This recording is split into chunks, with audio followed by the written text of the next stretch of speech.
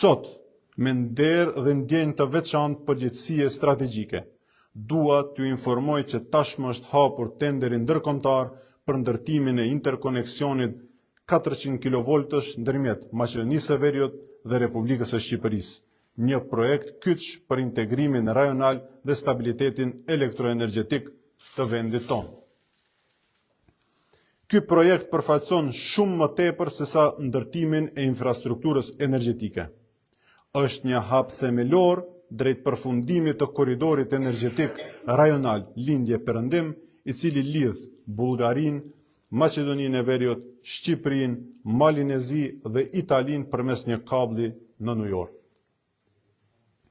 Më vjen keq që për më shumë se 3 dekada, pavarësisht pluralizmit politik dhe ndryshimeve demokratike, nuk ka pasur guxim dhe vizion institucional për të vendosur një lidhje elektroenergjetike me Shqipërinë.